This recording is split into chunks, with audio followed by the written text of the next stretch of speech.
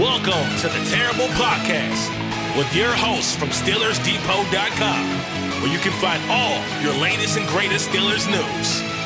It's Dave Bryan and Alex Kozora, always lit, talking Steelers. And now, here's Dave and Alex.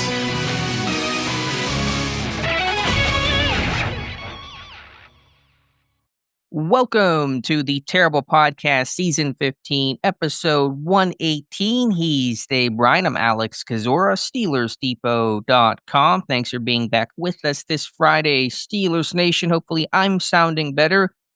Basically, knock on wood, fully recovered. So appreciate everyone who's bared with me throughout the podcast this past week and can breathe a lot better, can smell a lot better. Although there's a stench over the Pittsburgh Steelers right now, Dave, with Aaron Rodgers and TJ Watt that might be a little bit of a stinky cologne we'll talk about today. How you doing, Dave? New number. Who dis? You sound great. I know you got your stints out yesterday, and you're feeling pretty good. So I'm happy to hear about that. It's Friday. It's Masters weekend. Look forward to sitting around and watching the Penguins wind up their season tonight. I think the Pirates are back on playing tonight. We've got somehow TJ Watt leading the Steelers news cycle. We'll talk a lot about that today. We got Joe Flacco sighting and somewhat of a link to Pittsburgh. Prior to that we'll talk about, you've got a new draft study up today. I really get excited when I see those things. We'll talk about that. We'll talk a little bit pre-draft visitors. I think we got our plate full today. I think so too. Let's start though with a quick look in the rear view mirror, just because we had discussed it, and I think we both are pretty skeptical of it potentially happening. But there was no grand Aaron Rodgers announcement on Wednesday for the Pat McAfee big night out down in PPG Paints Arena. There was an appearance by a former Steelers quarterback in Ben Roethlisberger. A lot of Pittsburgh local celebs showing up out for that, but no Rodgers announcement. We'll keep the Rodgers talk to a minimum today, hopefully, but just a quick note there, because a lot of speculation, fan theories that would be the date of the big announcement. It did not occur. What did you think about that big night out overall? It was interesting. I think it's certainly worth an attempt, in a live show for that length. It is difficult to do. I thought the beginning was a little slow and probably could have gotten into the show a little bit quicker than it did. So, it's a variety show. It's tough to do. I thought some stuff worked, some stuff didn't. Would I have paid to go watching it back? Probably not. But, I understand it's a first time out, and, maybe they'll tweak things going forward if they continue this attempt. Yeah, just felt like they could move it along faster than they actually did. Felt like he was trying to fill a lot of time with what felt like some uncomfortable forced conversation at times. And look, I admire a guy giving away as much money. That funny thing is, I think the guy at the end, $2 million went to an Eagles fan in a Jalen Hurts jersey. Yeah. Yeah. So that was quite interesting, but he gave away a lot of money, and the musical acts, I guess, overall weren't bad. I felt like they could have moved some of the throwing segment and the sumo stuff along a little bit better. And I was just anticipating more of a talk show, I guess, than a variety show or along those lines there. But I guess for his first one, it wasn't bad. I don't know what the ratings were or anything like that.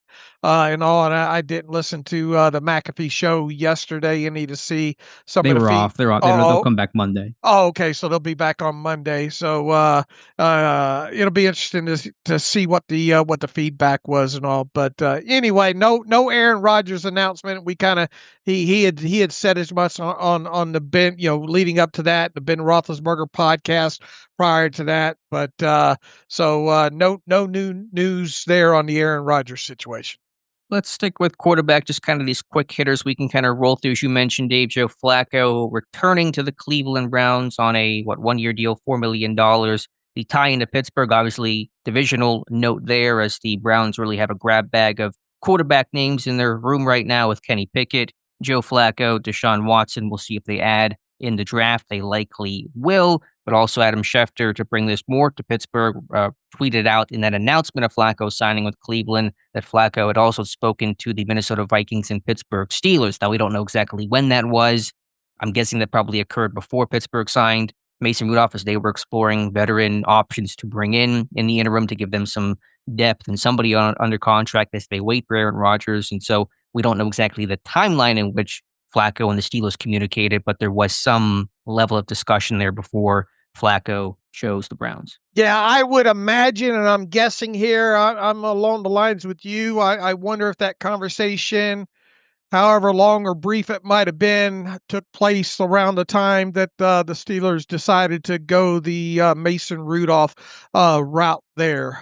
It would be interesting if that conversation happened after the Steelers, brought back Mason Rudolph there. But, the fact of the matter is he didn't sign. It was interesting to hear, at least Joe Flacco linked to Pittsburgh in the Adam Schefter tweet, and the money with the Browns and the situation there, obviously going back to the Browns after spending, where was he last season? The Colts, right? Yeah, beat the Steelers. Yeah, beat the Steelers. And the money, sounds like what, $3 million with an opportunity to earn up to like $14 million or something like that with incentives. And now I guess the big question with the quarterback room that the Browns have, has Deshaun Watson, Kenny Pickett, and Joe Flacco. Boy, what a quarterback room. And there's a lot of speculation that this puts the Browns out of the running for, let's say Shedeur Sanders, or, whoever they might have as maybe the second or third quarterback on their list, depending on how things go overall in the draft. But I don't necessarily think it puts them out of running of still drafting a quarterback early. No, not at all. A 41-year-old Joe Flacco's not going to impact long-term draft plans. So I'm not really in the belief that the Browns will take a quarterback at 2. It does not sound like that'll be the route they go. It sounds like it'll be either Abdul Carter or Travis Hunter. But if they want to take a Jackson Dart or Milrow or trade up or do something quarterback related in the draft, signing Joe Flacco has zero impact on that. All right. What else do we have to go to next? We'll talk about it more for Monday, too, because we're both digging into the tape. But just to confirm, Shedeur Sanders had his pre-draft visit with Pittsburgh on Thursday, did 2 interviews, both in the Pittsburgh International Airport with the media, talking about that visit, one with Kay Adams, one with NFL Network's The Insiders. Gave it a 10 out of 10 meeting with Pittsburgh, said he had a great conversation with coaches and can see and understand why Mike Tomlin, the Steelers, are consistently competitive each year, and compared Mike Tomlin's style and personality and culture building to his father, Deion Sanders, and what he's done as a college head coach at Jackson State and with Colorado. So Sanders visiting the Raiders on Monday. That might be his last visit, but apparently had a good time in Pittsburgh on Thursday. Yeah, and we knew that was going to happen ahead of time, as we talked about on the show the other day. It does sound like the interview or the meeting went well overall, and he talked about how at one point, he speaks his mind, and sometimes teams appreciate that, and sometimes he kind of got the feeling, I guess, that some teams liked it, some teams didn't. But he, as we talked about the other day, when you're, a guy like Sanders is, with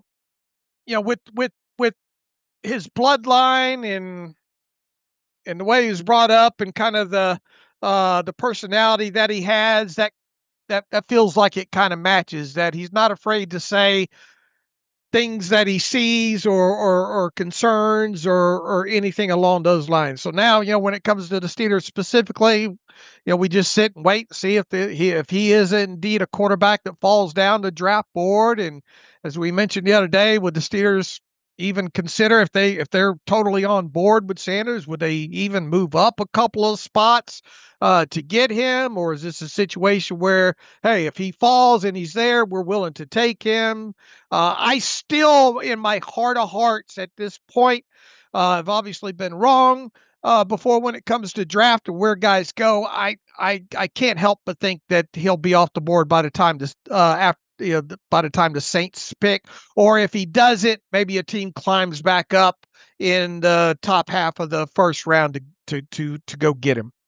I think that's a solid prediction, but I'll just reference what I said last episode. I believe that it's really hard to suss out what happens to these quarterbacks after Cam Ward goes number one. There's even from ESPN today, one NFL scout, and we're in lying season, smoke screen season, who knows? But one scout believes that multiple NFL teams have Ole Miss's Jackson Dart rated above Shedeur Sanders on their board. So what will happen? We don't know. I'm with you. I think the odds of Sanders being there at 21 are on the low end of things, but I won't discount anything in a draft that seems to be really murky once you get past those top couple of picks. Right. Agreed.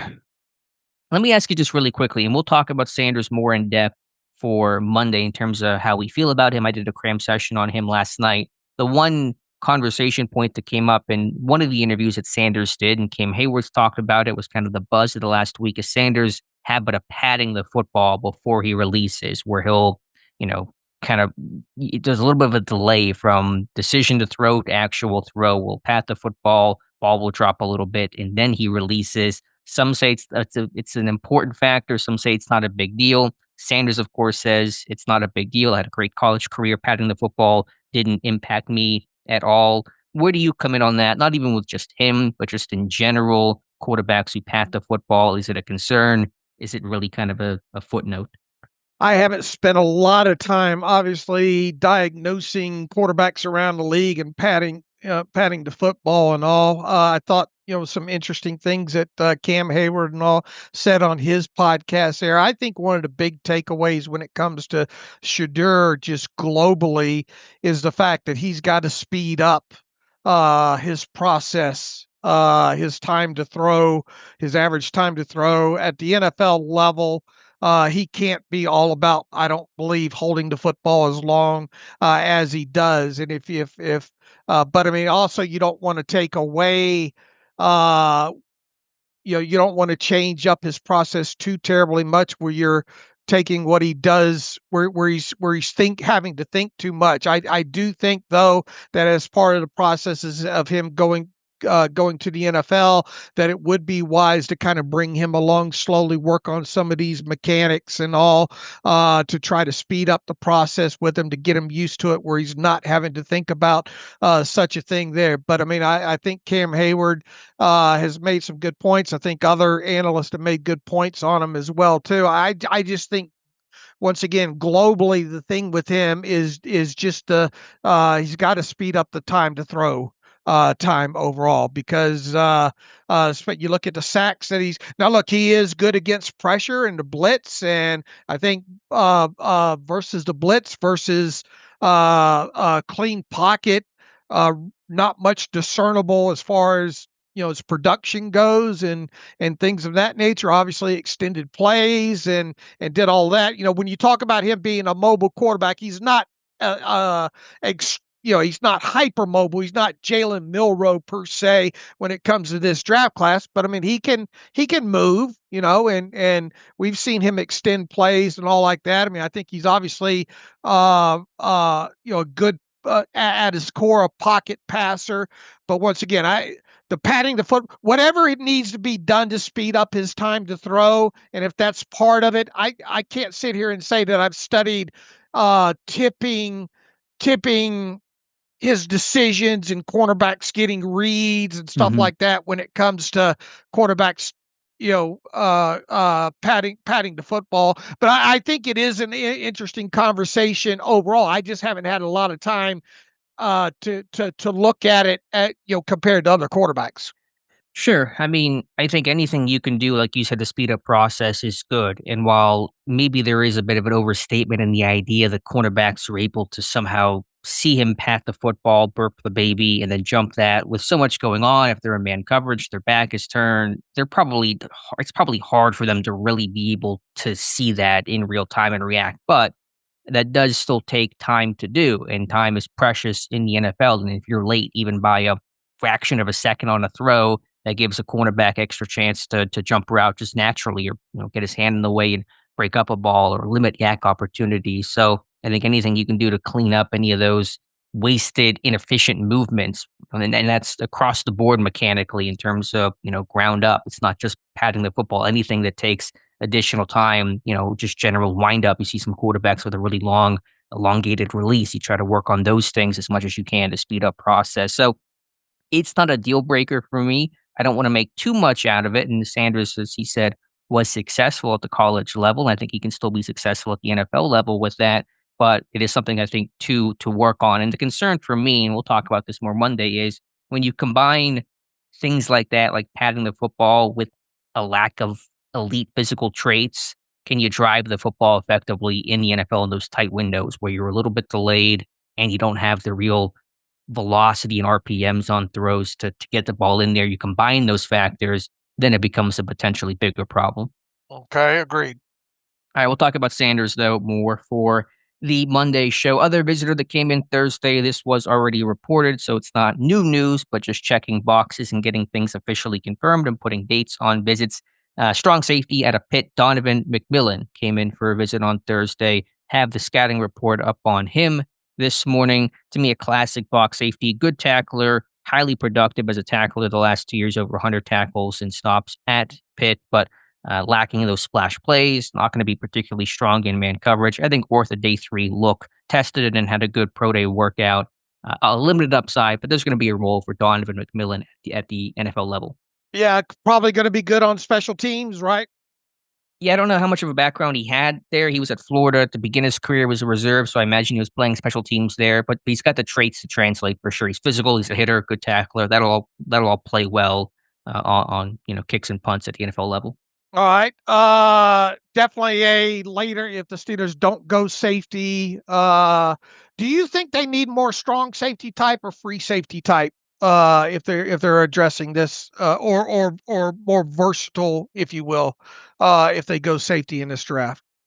I suppose a little more strong safety if you made me choose, because Juan Thornhill has played more free safety. I mean, Thornhill can and has done both at the NFL level. And so there isn't that real young guy to define strong safety or free safety spot. So it's really just take the best safety. If you made me choose, though, I'd probably lean strong safety. All right.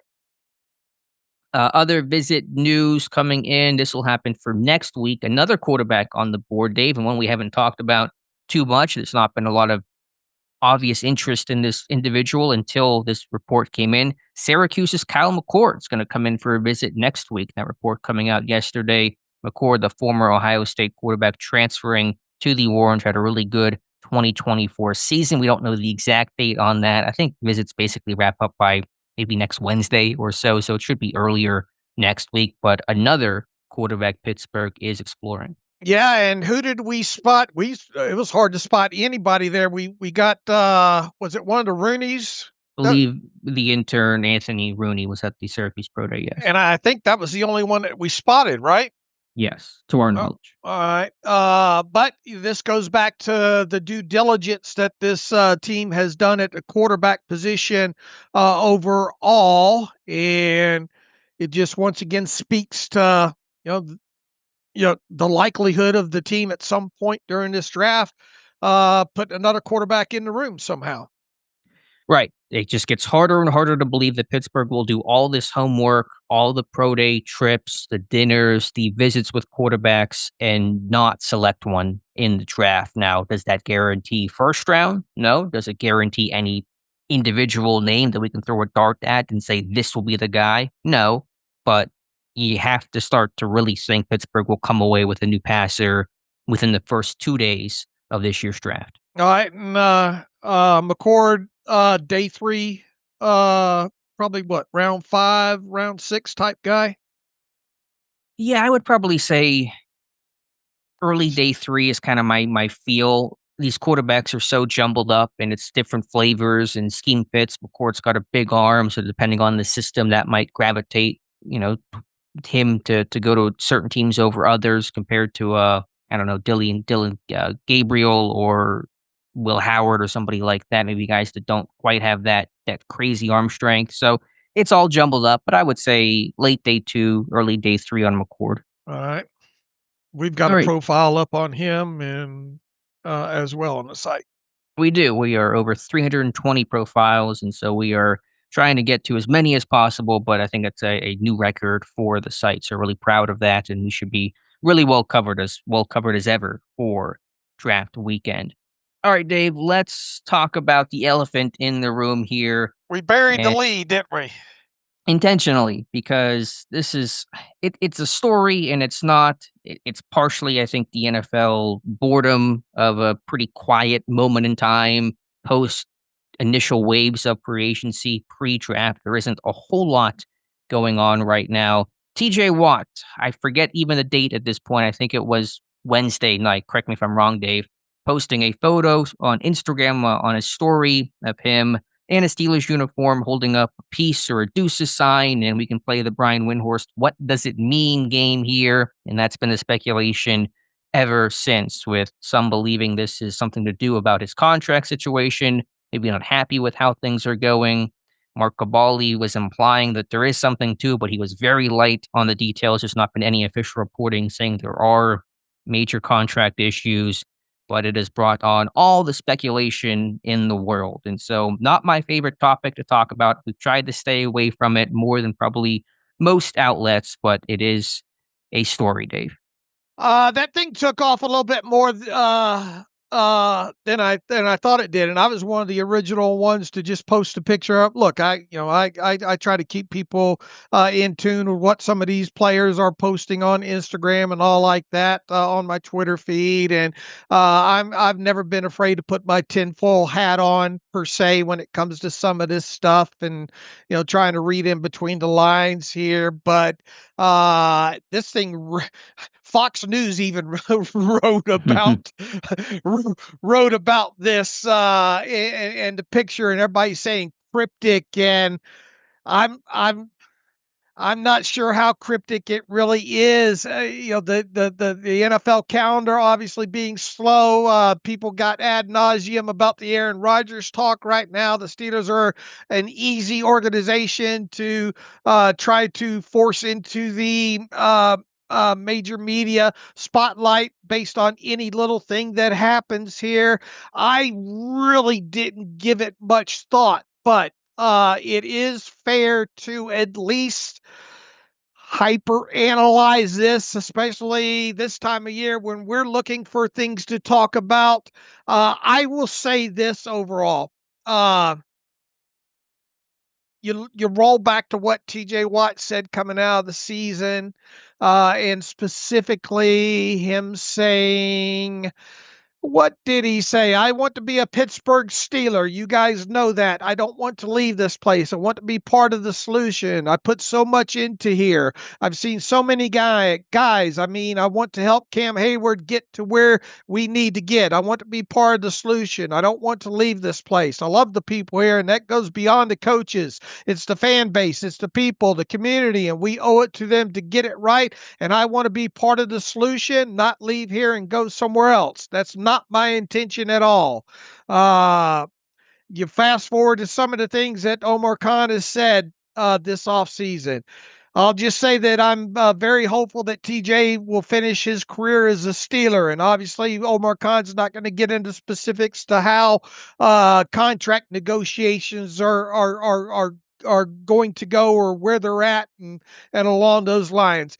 There's nothing to lead you to believe that especially in the early part of April, where the Steelers typically, and I use that carefully because they have addressed contracts like Minka Fitzpatrick and some of these extensions earlier in the process. However, the last TJ Watt contract went right up close to the start of the regular season here.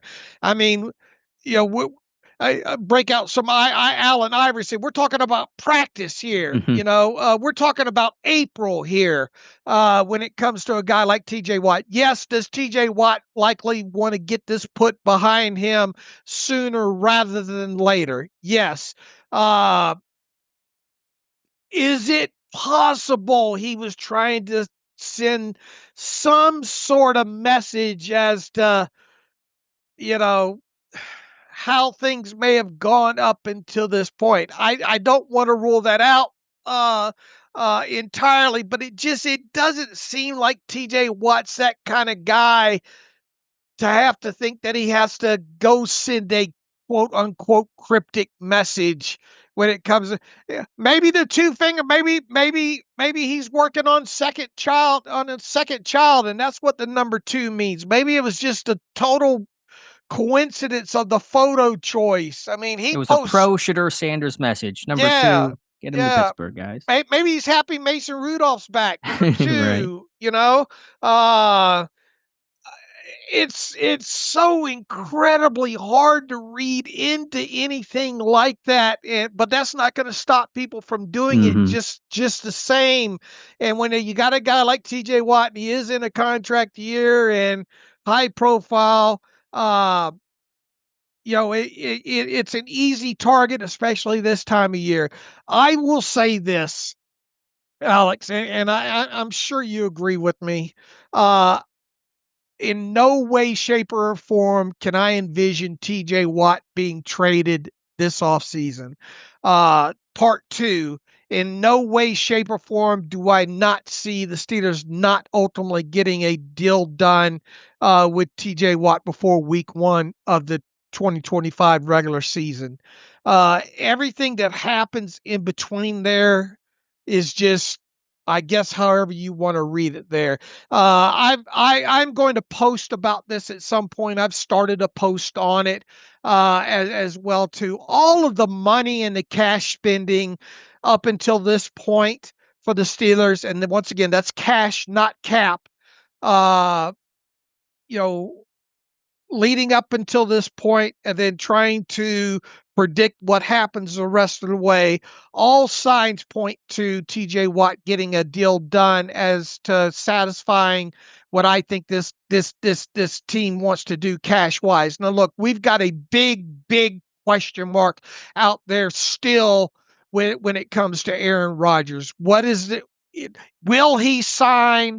If he signs, what is the 1-year cash flow going to look when in regards to that, and how does that impact the Steelers' cash spending moving forward into the rest of the season? Here's one thing that we do know so far when it comes to the Steelers and the CBA and the 3-year cash spending process. And once again, I realize I'm going to lose a lot of people here because people people don't want to, they think that they want to understand how the sausage is made, but when it comes to telling them how the sausage is made, either A, they don't want to wrap their brain around it and spend too much time on it, or they don't really care when it comes to it, and they take what they read off of a message board or Reddit or Twitter, and then they run with that because it's more convenient. But the Steelers in 2024, the first year of the 3-year CBA,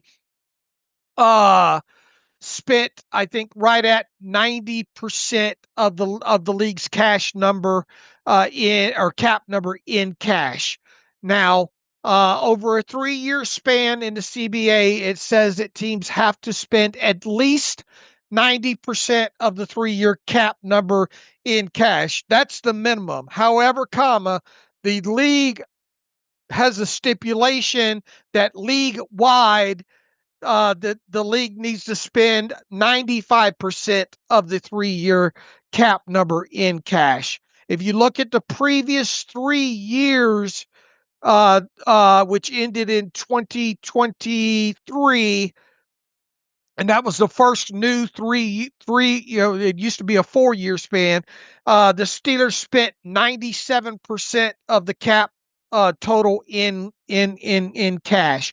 Teams are encouraged to not hit the minimum, and I think league wide, not a lot of them were. I think most of them were at that 95% level. The Steelers more than do their part when it comes to spending cash versus cap in regards to CBA rules and all like that. And once again, they spent 97% in the previous 3-year period when it came to cash versus cap totals. In 2024, once again, the first of the 3 years, they pretty much matched what they did in the first of the 3 years the previous time. I think the previous 3 years they were around 89.7 or 1% of the cap in cash. This time around, year one, they were 90%.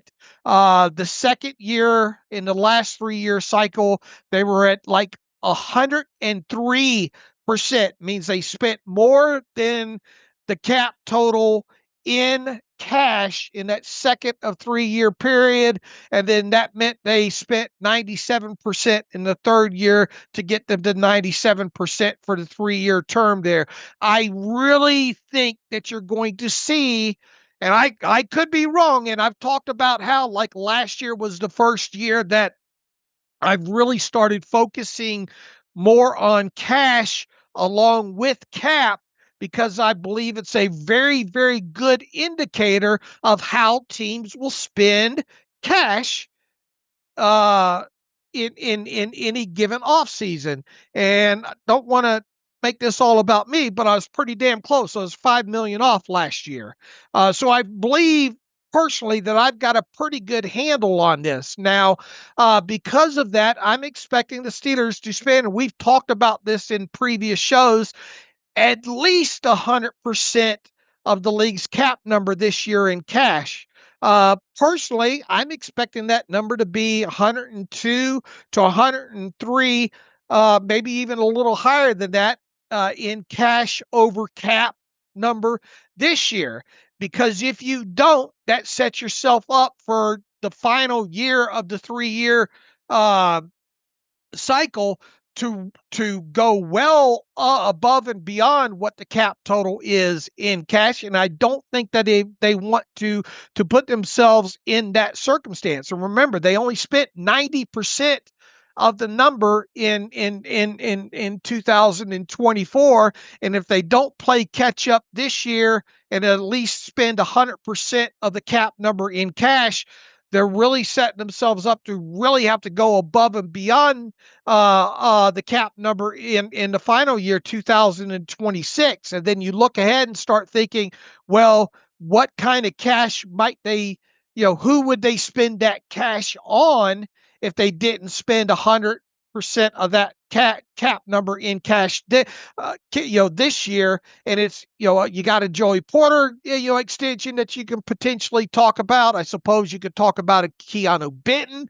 but everything relevant to what we expect the cap number to be versus what the market value and the player's worth just does not add up. So when you look back specifically at this year and where this team sits right now in the current present time, the Steelers' top 53 contracts of the 75 players they have under contract total out at roughly 228 million, 228.5 million of the cap number, which is 279.2. So that means they have currently roughly almost 82% cash to cap spending ratio. That means they've got a lot of cash spending yet to spend. Yes, they've got the draft class coming up that's going to use up probably, I don't know, $14-15 million in signing bonuses for the draft class in cash, along with the undrafted free agents. You also got a plan for around $4 million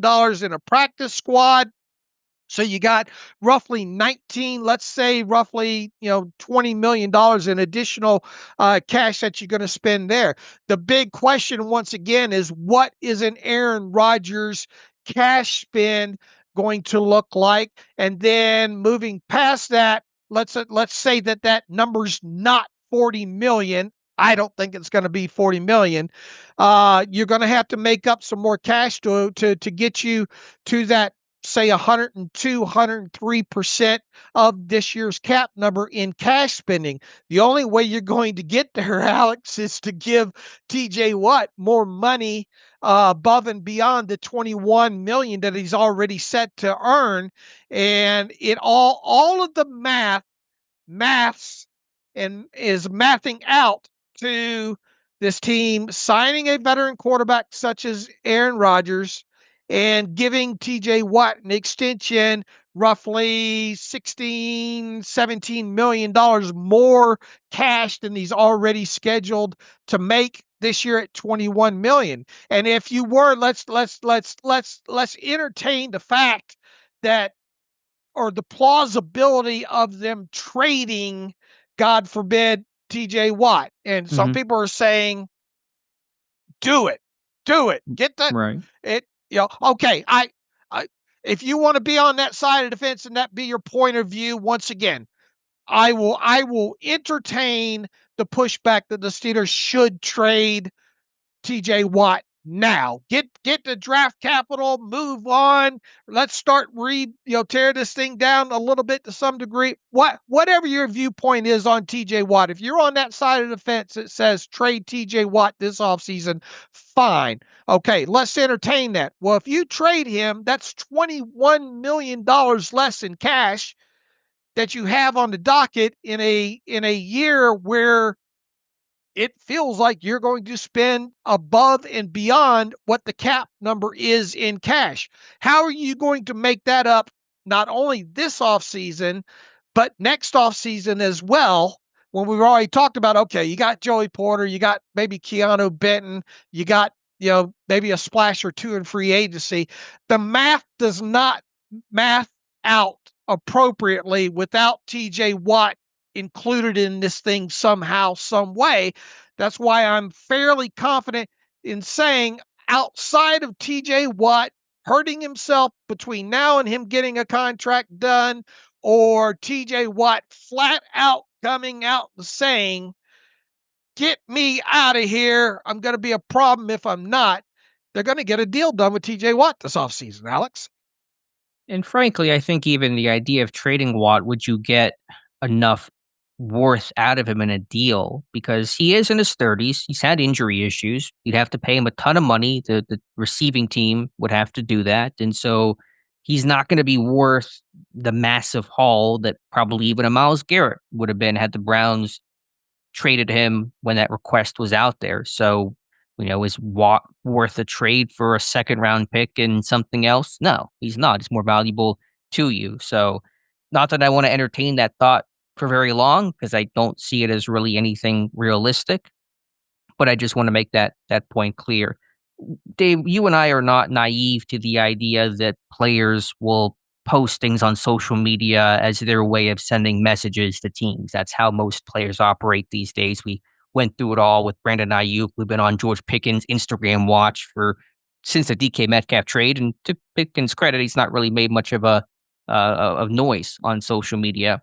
But I'm not going to obsess and twist myself into a pretzel trying to determine what TJ Watt means from one captionless photo. I know how it can be interpreted and how it is being interpreted, and people are more than willing and more power to them if they want to sit there and debate all day about what it means about contract talks and trades and all that kind of stuff. Have at it. Go knock yourself out. I'm just not going to do that and waste all my time and energy guessing at this thing based off such limited information. Look, I would be a hypocrite if I said I haven't written over the years or talked to you about, on a podcast or raised or used the raised eyes emoji with things that have been posted on Instagram over the years. I would be hypocritical to say shame on you all for trying to read too much, but I think you've got to look at each player individually and track record and knowing the situation when it comes to each of these guys plays a lot into trying to play that game of reading in between the lines. Some more obvious than he unfollowed this player unfollowed the Steelers on. I mean, we're guilty of making sure we've got screenshots on certain players. I mean, let's people want to know about the sausage and how the sausage is made at Steelers Depot. We're guilty of taking screenshots of players' bios on social media, right? I mean, let's tell the people. Yeah, if we want to tell the people, we have one on Pickens about what's his bio like right after the Metcalf trade and who's he following, just so we can have as much clear information as possible. Because sometimes it gets misconstrued. Oh, was his bio changed? Was he really following this person or this team before or not? Do we want to have clear evidence of that? Either way, it's obnoxious and ridiculous that we have to do that, but it is the world we live in. We understand the way players operate. The power they have is through social media. It's their right to use it. I support it fully, but it is where we're at. But sometimes we misinterpret signs. I go back Sure. to Cam Sutton several years ago where he posted something cryptically. I think it was a black screen with might have actually been a peace sign as well. I can't quite remember. And that was around the trade deadline. And people thought, oh my God, is Cam Sutton getting traded? Wasn't about that. We've seen players around the league post lyrics and people try to read into it. And they go back and say, no, I was just posting song lyrics, had nothing to do about anything. So I Choo get the Choo had one, and that's how I learned what cat meant. I did. That's how I learned what cat meant. I didn't even know what cat meant. Uh, uh, that. How do you do, fellow kids? I mean, Mhm. and I think I initially misconstrued, and I think in that very 5 hour span, I learned what cat meant. I mean, I've done it. I have misread things on Instagram, and because of past doing that in the past, I'm a lot more careful now because you got to be careful with that. But in the flip side, when you do have a guy like George Pickens, I think you have to at least know where he's been and what's going on, because some of these guys do try to use their social media as message senders. Sure, and sometimes that message is very clear. When a player deletes his entire Instagram photo roll of every photo of him in that team's uniform, the message is obvious. There is no need to debate the interpretation. And I get the interpretation about Watt. I'm not saying it's necessarily wrong. I'm just not going to spend 6 hours on daytime TV, as the media is right now, debating about what it means and conjuring up trade scenarios that are so unlikely to occur. It's just not worth the time. I will say though, and we've said this, and I've said this long before this whole Instagram thing came out. We've talked about it plenty, Dave, you and I. Pittsburgh has really hurt themselves by waiting on this Watt deal. I do not think they handled this situation well, because this cost has only gone up. And now you see Myles Garrett get that mega deal to stay in Cleveland, $40 million per season. And I think if you're TJ Watt, I don't think he wants to be second place. I know even with Pittsburgh breaking their precedent on the Metcalf trade to offer guarantees past year one, even for non top of market deals, I don't think TJ Watt wants to be second place contractually behind Myles Garrett, because he's the guy he's always compared to. It's always Myles Garrett versus TJ Watt. Who's the better player? Who has the better legacy? Who has the stronger case? Who's defensive MVP, defensive player of the year? That's always a discussion. Myles Garrett this past year saying, I'm number one. TJ, you're great, but you're number two. I don't think Watt wants to be number two contractually. So I think Watt is going to probably push, and certainly his agent has every right to push to be number one and top Myles Garrett. And the question will be, is Pittsburgh willing and wanting to do that? And that's going to, I think, create more friction than what was needed. Had Pittsburgh done this deal back in February, top Nick Bosa's number, came in at $35 million per season, made him number one. Market gets hot, passes him up, but nothing you can do about that. You get the deal done early and get rewarded by getting a cheaper price tag on that. So I think Pittsburgh certainly can be criticized for how they've handled it. But again, I don't think this necessarily leads to a TJ Watt exits stage left. And for him to post, I don't think any of this has led to him purposely trying to send a cryptic message in April. I mean, if we were sitting here in June or July, maybe. I'm not going to say there's not a message there. Do you think he's trying? We said we don't. Not going to spend a lot of time breaking this down. Well, let's spend. Do you think there's a sort of message there, or do you think this is just he chose a photo that, you know, at your heart of hearts? Do you think there's some sort of message there? Look, there's a message because you took time to post a photo to your Instagram account when you have a new baby, and your wife just had a birthday, I think, a couple of days ago, and he posted about that. So you don't post something without purpose, I don't think, other than saying, let me just please the fans today and throw up a picture Well, on. it could have come across as camera roll, as memories. I don't know. I'm not going to spend, an hour trying to decide, is there a message and what's the message? Could there be? I guess that's fine. But I'm not going to try to read into it because it's just literally one photo to look at.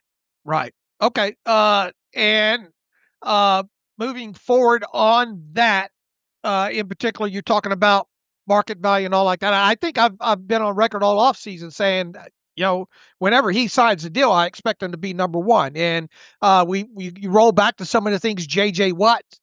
J.J. Watt's in the firm belief that if you got a good player, it's better to pay him early than pay him late. To reward them, so to speak, and get out in front of it.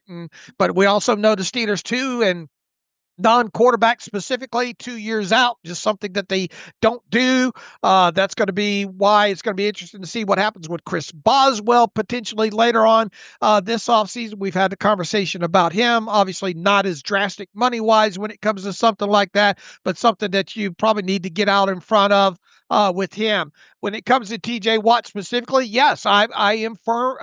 And we've had the conversations about this. They, at least if they weren't going to do this last season, they had the cap space, early in this offseason. They kind of probably knew what way the market was going to go. They could have got out ahead of this and saved them a little bit of money, both now and short term and long term, had they beaten a couple of these guys to the altar. Well, they didn't. So now all those guys have really, except for, I guess, Parsons, right? And Hendrickson. Have gotten to the altar. How much longer are you going to wait? So yeah, if there's a fault here in any of this, it's just, I guess, precedent, with how they do things. And look, it's draft time right now. Them talking to TJ Watt, probably the last thing on their mind right now. Now, on top of that, I reached out to my buddy Daniel Salib, who I've mentioned quite a few times. I think he does a lot of great work when it comes to contract projections and players' values and all. I've learned a lot from him over the years. A lot of my stuff's been right in line with him. We talked about his stuff, I think, last year ahead of free agency, and man, how close he was on a lot of these, and he's been close again this year, even though he didn't really publish, I don't think, articles on it overall. I mean, I follow him. I think he's on the screws when it comes to this stuff. I said, where do you have TJ Watt coming in at? And he responded back to me, 4-year extension, $152 million total, 38 million APY, with $95 million in total guarantees, including old money. He says Watt would split Crosby and Myles Garrett's new money APY, and he keeps up with cap inflation from his last deal. He says he's a big beneficiary of the edge market boom. Total years would match Crosby, he goes on to write there. And he also went on to write, I asked him about what he envisions, or what he would envision a new deal for Watt, meaning as far as a 2025 cash total. And remember, right now, Watt has a cash total of 21 million right now. He says Watt is already due 21 million this year, so I think it's reasonable for him to want around 38 million in 2025 cash. He says Jamar Chase got 41 million in 2025 cash, so that would set a ceiling on Watt that I don't think he'll come close to. He says Watt made 36.5 million in the first year of his last extension, so 37 would likely be the target for him this time around, especially if the guarantees are weaker for him this time as opposed to last. So I think we've got a pretty good, at least, outline of what we should expect the TJ Watt deal to be, and he's not going to get any pushback. All those numbers kind of match or roughly the outline that I have there.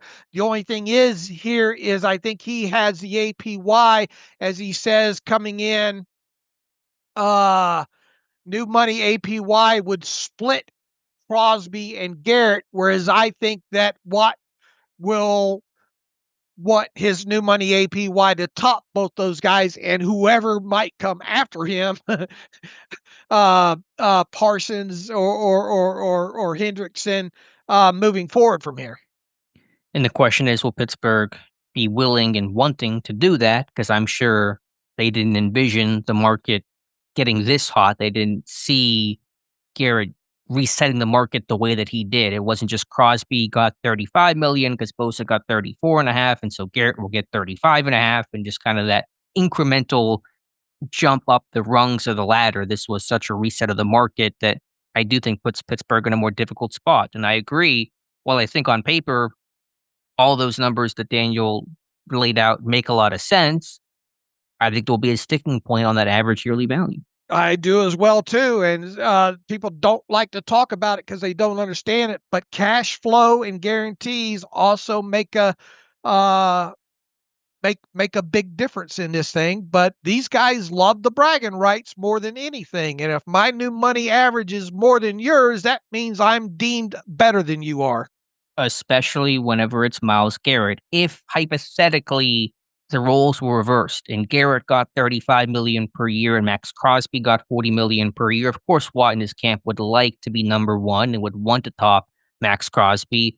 But I think there's a different personal element when it comes to your direct competitor, the guy that you have been compared to, the same draft class. Garrett went number one in relation to TJ Watt, went before TJ Watt in 2017.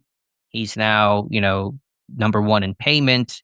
They're close in sacks, although Watt is still, of course, number one right now. That is the comparison. So I think Pittsburgh has made this harder on themselves. I don't think a trade will happen. I think an extension will get done somehow, some way, just a lot messier than it needed to be, clearly. And listen, if this ends up being a serious trade issue down the road, then I will have plenty of time to talk about that later on. If it doesn't and a deal gets done, then this whole conversation will look back and say this was a silly 24, 48-hour news cycle. So that's kind of my approach to not really reacting much to this news, or trying to react as little to this news as possible and not go stir crazy over analyzing this photo like this Zapruder film, because either it'll be relevant down the road and we'll have plenty more substantial things to talk about, or it won't be relevant and all of this will just be that boring April non-news story. And as boring as you want to be here, I can once again roll this all the way back to cash spending in the team. Look, is it the end all do all that the Steelers have to spend 102 or 103% of the cap number in cash in 2025? Could they realistically just wait until next year to have the super large cash expenditure? Yeah, you can't entirely rule that out. But all the tea leaves point to this year being the highest cash spending percentage related to the cap of the 3-year span. And on top of it, if you were to entertain the idea of TJ Watt being traded, how are you going to make up that cash that he's already on the books for, not only this year, but what an extension would add on to cash next year, the final year as well too. So not only are you shorting yourself on cash spending this year by trading him, had you got a contract done with him, you're talking about a large cash expenditure in 2026 that theoretically needs to be made up as well too. And oh yeah, you're having to make up other, and I know people will say, oh, they'll find a way to spend the cash and all like that. Well, what do you want them to do? Do you want them to overpay on some of these guys? Guys not currently Steelers? Do you expect them to go into free agency and go hog wild, cash spending, top of the market guys, something that they have typically not done before? It gets real messy when you just look at this at its core from a financial standpoint of cash versus cap, and specifically the player too. But you're talking about Mr. Steeler number 2 outside of really Cam Hayward at this point, right? And a guy that doesn't give you any problems, a guy that says that he wants to be there, a guy that the team says want to. It would go against really everything that this team has done in the past if they were to outright trade TJ Watt. Nothing at all outside of trying to read too much into TJ Watt holding up a peace sign screams TJ Watt not being on the 2025 Steelers and TJ Watt not starting the 2025 season without a new contract. It doesn't. And look, I would, if I thought there was more there and thought there was some sense of smoke or anything related to this from a cash cap player, whatever standpoint, I would gladly put it out there because I'd like to be right. Well, let me just say this. I mean, I agree. I think it's less about, oh my God, TJ Watt could seriously be traded, and it should be more interpreted, if it is going to be interpreted at all, to TJ Watt is unhappy with how potential contract negotiations are going, or a lack of negotiation, perhaps. Sure. Could that be the root of all this? Man, let's get this thing going. And I'm going to create buzz around it to make you have to at least have the media talk about it and put it out there. And then, this happened 2 weeks before the pre-draft press conference that Omar Khan and Mike Tomlin will give here coming up very soon. And how could you not, if you're the media at this point, as big of an elephant as this elephant has grown like 8 legs all of a sudden, when really he might not even meant for it to grow any legs. Yeah, there might not even be an elephant, but we're putting legs on it. But it's hard to imagine, at least right now, when this press conference gets underway at some point, Khan being asked about where things sit with TJ Watt. Sure, and they'll deflect. They're very good at that, I'm sure. But it should be asked, and I would expect it to be asked. But yeah, this is less about let's figure out the likelihood of Watt getting traded, and just I think more about if you are going to look at this any which way, to Watt unhappy with whatever might be happening behind closed doors contractually. I mean, we were the last. I mean, we didn't even post a specific post about the Instagram post like everybody else did, because really we didn't think there was really anything to it. It was more after the fact that we wrote about it because of other analysts, major media, because he became such a talking point. Right. There was nothing to write about initially because it was just literally a photo. I mean, I looked at it and when I can't add any commentary to this, and I don't want to make a mountain out of a molehill, and the rest of the media did that for us, but we tried to be as careful not to stir the pot, because it just wasn't, there wasn't anything there initially. And Lord knows we could have got a lot of clicks off of it. Yeah. Had we done that, and left money on the table per se, but we didn't feel the need to go down that road, and not that we're not above, once again, trying to read into Instagram stuff and all. I'll just, let's wind this down, this TJ Watt conversation, kind of recapping here. If you are listening to this and you are of the mind that the Steelers should seriously consider trading TJ Watt, and you are in the serious mind that TJ Watt meant something by this, that he would like out or is unhappy, great. That's your opinion. If that's the push that you think that the Steelers should go on, great. The only thing I will have to say there is I think this is extremely overblown, and I will be more than shocked if TJ Watt's traded, and I'll be more than shocked if TJ Watt does not have a new deal by the start of 2025. Well said and agreed. Although I would just add the footnote that Pittsburgh has made this deal a whole lot harder, a whole lot messier, and more complicated than it needed to be. Sure, which we had talked about weeks ago. Right. So we'll see what happens going forward. We'll see. Imagine we probably won't hear from TJ Watt anytime soon, unless it's any other cryptic photos on Instagram. Will we hear from JJ? Maybe on the Pat McAfee show. That might be interesting. Yeah, be watching for that very closely. All right, Dave. We'll transition now. Let's go back to the NFL draft and our most recent Pittsburgh Steelers, what they look for study. We previously talked about wide receivers and defensive ends. Let's talk cornerbacks today. The article up on the site. People can see stickied top of the page on SteelersDepot.com. Again, utilizing Pittsburgh's draft history in the Mike Tomlin era to determine physical and athletic thresholds for the position in each category to see which 2025 prospects fit best. Who seems to fit the mold of a Pittsburgh Steelers cornerback? Using our study for this year's class, only one corner checked every single box, and it's one that certainly feels like it would fit with the new age avatar corners Pittsburgh has been gravitating towards and drafting Joey Porter Jr. and Corey Trice and some of the other signings and interest Pittsburgh has shown in the position. That is Darian Porter out of Iowa State, 6'3", nearly 200 pounds, 33-inch arms, ran a blazing 4.3, 40, former wide receiver, converted to cornerback, limited experience, but some decent tape out there, likely a day 2 selection.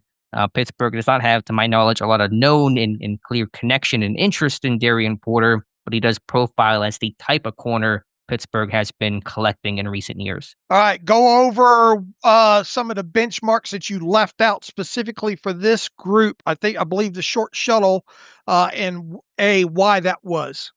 Yeah, I did make one modification to the criteria this year. I took out the requirement for the shuttle drills for the 3-cone and the short shuttle. I did that because only, I think, 7 of the 16 or so prospects drafted participated in the shuttle drills. And so when half of your draft picks are even doing something, it's probably not super useful information to lean on in the first place. I also, by the way, did not include Ryan Watts in my criteria because Pittsburgh viewed him as a safety. He immediately moved to safety, and so I did not count him in the cornerback box. But the requirements are pretty light overall, pretty, I think, attainable, and yet only Porter checked every single box.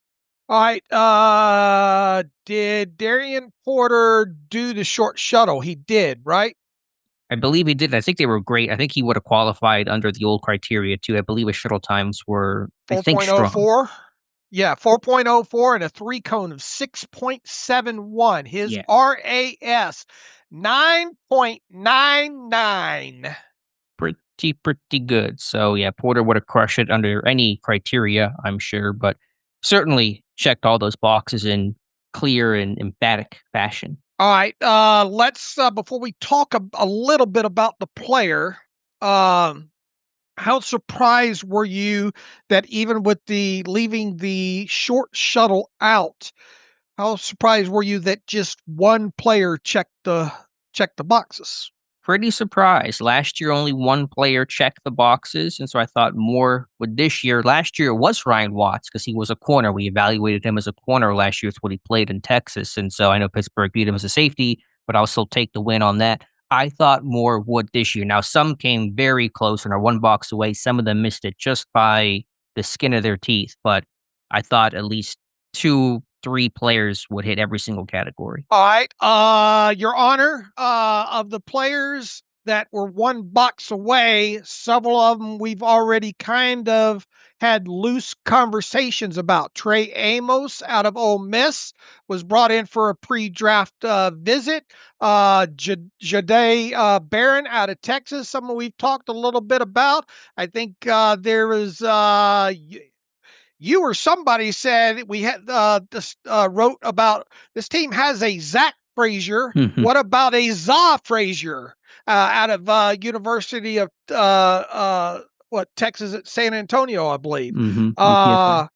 I think Hairston may be someone we've briefly talked about. Wasn't Jordan Hancock one of those kids that one of our listeners keeps asking us to do a profile on? Was that I think it was him. Was that one of the guys there? Longer beam, I think we have profile up. Several of these guys, Ransall out of Tulane, we've talked about. But I guess long story short is there are some notable names on the one box away category that should not be discounted when it comes to the Steelers if they go corner in this draft. Sure, we talked about Trey Amos. Last time he came in for a visit this week, he missed in the vert by, what was the vert requirement? A couple inches on that. Jahdae Barron, potential first-round option, will be taken in the first round by somebody, missed in the height by a quarter inch. Zay Frazier from UTSA, 1 year ball skill or 1 year production, but great ball skills. He missed weight by 3 pounds. Hairston missed weight by 7 pounds. I've been a big Maxwell Hairston fan, although Pittsburgh not showing much interest, doubtful to be the guy there. I mean, you go down the list, even Isis Waxter from Villanova missed a 40 time by 100th of a second. So very, very close on some of those things, but no cigar. So the one box away crew was a longer list than usual because of the more attainable criteria, but Darian Porter is the headliner here. All right, Your Honor, another question. You've been watching Court TV? Because I've been watching a lot of Court TV, so you're getting me with all the Your Honor stuff. About to object here or something. You know what I've got myself hooked on now is that freaking Dateline with Keith Morrison. So good. Oh man, for some reason all of a sudden I've got to watch that every night now. And I'm watching even the old ones from 2013 because people do some crazy stuff, man.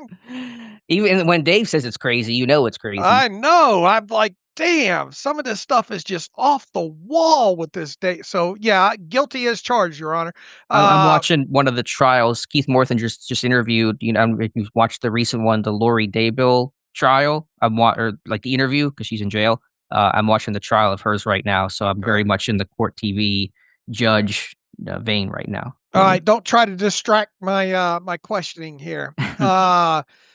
The Big 12 Pro Day. I noticed in the tracker we've got a couple of the position groups. I don't think we have like the defensive backs stuff and all listed. Do we ever find anybody from like the defensive back coach or anybody at the Big 12 Pro Day where Darian Porter was there? I did not. I can probably need to go back and look. It's hard to see. That format sucks and I hate it very much, as we both expressed on here. So I have to go back and check, but I am not aware of anybody. I'm sure somebody from Pittsburgh was there, a scout. We know that Keaton Hunt, one of the interns, was there for one of the days, but I don't know if anybody, beyond that, Gerald Alexander and Anthony Midget attended the pro day. We know Zach Azzani was there for the receivers. That's the only positional coach I'm aware of so far. All right, now let's talk about Darian Porter, the player. All right, converted wide receiver at Iowa State. Let's see, last season, honorable mention, all Big 12, blocked a punt, blocked a field goal, missed 2 games with an ankle, and he opted out of the bowl game as well too. Even though he played last season, he wasn't an every down player from what I'm gathering here, especially now that we have the Dane Brugler. Let's see here. Body of work is lacking. Saw only 17 targets in 12 games in 2024. Underdeveloped coverage awareness and still learning how to pick up routes. Where was the other thing here? Something about the percent of snaps that I saw on him. Either way, let's see, what was it here? I'm having problems finding it here, but long story short, he wasn't an every down player. I don't think even last season there. He did cut his teeth a lot. He's an older player too, I should mention, 24.3 years of age. So you got an older guy that spent a lot of time due to redshirting and the pandemic and all like that early on in his college career. Supposedly, according to his head coach, Matt Campbell, highly regarded, high character guy, most selfless, most incredible human on the Iowa State roster, according to Matt Campbell. I believe that was from November. I went and tried to look that up and found the actual quote that Dane Brugler referenced here. Played 970 career special team snaps, had multiple blocks on special teams throughout his college career. And then you roll all this together. He's a raw.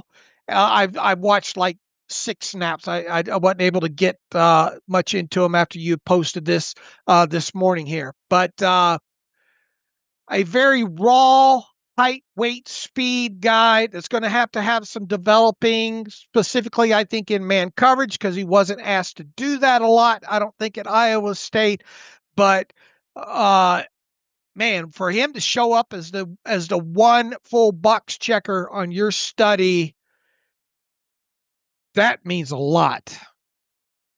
Yeah, I think it certainly means something. In fairness, typically the super freaky athletes show up on my list because a lot of this criteria is athletic based. So the guys who crush the combine with RAS results of 9.99 like Porter tend to reach the top of the list here and get very close, if not the whole way. But yeah, it's somebody who is fit what Pittsburgh likes: toolsy, athletic, long, big, that can combat the T. Higgins of the world when you're facing that type of guy twice a season. So our Tom Mead gave Porter a 3rd-round grade, compared him to Tariq Woolen, called him raw as well, but said he's best fit would be in a scheme using a combination of cover 3 and press man. He may not start right away, but he can be used in sub package on the outside or to match up with tight ends. Additionally, he'll be a core special teamer right away. End quote. To go back to what you said earlier about the special teams background, according to PFF, just 426 defensive snaps last year. So it is a limited body of work. And so whoever's drafting Darian Porter is hoping for, a better future, really trying to project out what he could be and less so what he has been and currently is. Because of that inexperience, even though he's a height, weight, speed guy, good character guy, is there a chance this kid falls into the 4th round?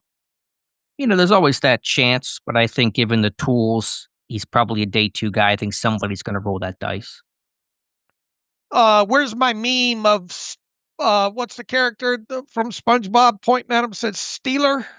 Oh, it's the Squidward meme. Yeah. Yeah, it does feel a lot of Steelers vibes there. Some other potential Steelers vibes coming in. Steelers bringing in 3 pre-draft visitors today. I'm reading this off from Brian Batko. Kansas State running back DJ Giddens, SMU defensive lineman Jared Harrison Hunt, and Texas A&M edge Shamar Stewart. Now, Giddens and Stewart were already known and reported, so we have official dates on them, official confirmation, which is, of course, good, but that's not new news to us and those who follow Steelers Depot closely. I don't believe the Harrison Hunt visit was reported before, so that's going to be a new one to our list. All right. What do we know about Harrison Hunt? I'm looking at a report we have on him on the site. We gave him, our Jim Hester wrote the report, gave him a 5th-round grade. He says, quote, his best role will be inside, playing in a single gap defense where he is asked to get upfield. I love his ability as an interior pass rusher with his blend of length, quickness, and body control, but I have questions about how he translates to the NFL with his run defense ability. End quote. Getting some of the measurables on him. If you give me just 1 second, looks like 6'0", 290, 33-inch arms, ran a 4.86 at the, I assume that's going to be the combine. Was an East-West Shrine Bowl guy too, I believe. Okay, so you get a little background there. So seems to be athletic, one gapper, maybe questions about sand in the pants, run defense. What was his production last year? If I can find it, 42 tackles, 9 for a loss, 6.5 sacks, 1 interception. All right, notched a season high 6 tackles in the win against Boston College, so that might be some good. Recorded a season best 2 sacks in a win over Virginia. So be interested to pull up the Boston College and Virginia games from last season. He came over from Miami, I believe, as University of Miami. After being a 5th-year junior in 2023 with them. So another kind of later round defensive lineman that this team's looking at. It's two Mustang defensive linemen who's come in for visits. That was Elijah Roberts, whose teammate came in earlier this week. So also went to the U, right? So I think all those transfer guys, very similar arc there. Harrison Hunt, I believe it's Hunt. There's an E at the end. I don't know if that's silent or not. But he was a tight end in high school and a D tackle. So you kind of get the athletic background feel in his bio and in his testing and in his tape along the D-line in college as well. All right, so two of those guys we had an idea were going to be coming in, and they came in. We now have Harrison Hunt added to the list. We had to report about McCord coming in next week. So based on everybody that's either been in or think is coming in, what is the running 30 list? Let me double Number. check. We're getting close to 30. We're not all the way there yet. And so hopefully we'll get a couple other names that come in. We should be in the high 20s if I load up our tracker, which is always updating. And usually we'll boost that post later each evening. We should be at 27, it looks like. All right. And that's with McCord, and that's with everybody that maybe hasn't come in that we think is coming in. Correct. The two that have not officially come in but have been reported, and these were reported by the players themselves, and so we'll be confident they're true. Jaden Blue, the running back from Texas. We also learned this week RJ Harvey said he's got an upcoming visit from Central Florida, the running back, to come into Pittsburgh. So those would not be new names, but they still could come in for visits. I guess that would be Monday, Tuesday, or probably Wednesday. We know McCord's scheduled to come in also. We don't know the exact date on that. But that's also been reported. So there's actually 3 in total that have been reported coming in that we don't think have actually come in. Correct. With 3 spots left that we don't have any information on, if our tracking is correct, and we're been accurate 100% so far. All right. So it's reasonable to think that Monday and Tuesday of next week, we'll have the 3 outstanding that have been reported of coming in, and hopefully 3 more, right? Hopefully that would get us to our Zen moment of having all 30 allotted and reported in. We've been pretty good about getting the whole way through the last couple seasons, but we'll have to wait and see. We'll see if any other defensive linemen, Harrison Hunt, another one of those mid-round defensive linemen that Pittsburgh has brought in a ton of those guys. Now they did bring in Derek Carman this week to get you that first-round intrigue. And we learned this after the podcast Wednesday, Dave, according to Jerry Dulac, Pittsburgh, and he didn't say who exactly, but I assume this means Mike Tomlin and company, went to Michigan the night before their pro day, had dinner with we don't know who, and then came back to Pittsburgh to visit with Aaron Rodgers that Friday that Rodgers came in. So while Tomlin and company did not attend the workout of the pro day, according to Jerry Dulac, it seems like they were there for the dinners. I'm still a little uncertain of all the details, but maybe that helps out a guy like Kenneth Grant in his case to be a potential first-round option. I agree, and it would add up specifically to when you talk about how it feels like Aaron Rodgers kind of all of a sudden said, "Hey, I'm coming," and they were all potentially already at Michigan, and they had to change their plans and go ahead and get that dinner knocked out, whereas they were probably intending on going to the Michigan Pro Day and said, "Look, we got to cut this short," and that would be an asterisk, I guess, at some point. But I mean, at least they, long story short, it would check the box for a guy like Kenneth Grant if he does not come in the door at the South Side. We still don't know 100% if they met with Grant and if 100% Tomlin was there, so I'm a little shaky on all the details, but it's going to help the case a little bit. Now on Shamar Stewart, I know that's not new, but that's a likely first-round edge rusher, and you wonder, okay, what's the intrigue, the interest there? Is this due diligence? Is there a consideration about him being a hybrid? Lialta, we talked about that with Roberts, but Stewart even lighter than that. What do we interpret from this? I think it's just keeping your options open here, keeping best available potentially on the board. I would be a bit surprised if they went that route, but they did bring him in, and he is considered a first-round prospect, so I don't think you can discount it, obviously, at all. Yeah, he's big, he's long overall, and so we'll keep an eye on that. And Giddens is a guy I talked about some, I think last episode. He's slalom is the word that really came through with him. His change of direction, ability to make you miss in a phone booth. He runs tall. Don't think he plays to that low 4.4 time speed. Pass pro, I think, might need some work as well. But there is there is a lot, I should say, of shiftiness in his game. Right. They're going to draft a running back. Yeah. The question is who and where, and we'll get those answers soon enough. All right, Dave, what else do we have here? I was going to stick on running backs in our extensive pre-production meeting. We said we'd talk about running backs here briefly. Have you looked at any other running backs? Any other thoughts? We We've talked about they're going to draft a running back. They brought in more running backs than any other position group. I think they're up to 8 or so running backs right now, including assuming the Blue and Harvey come in. So do you have any favorites? Do you have any inkling of what direction they're going to go more specifically? I really think Caleb, as I think I've said previously, fits what they want to do. I'm surprised Damian Martinez is not in yet. Maybe that happens next week. Marion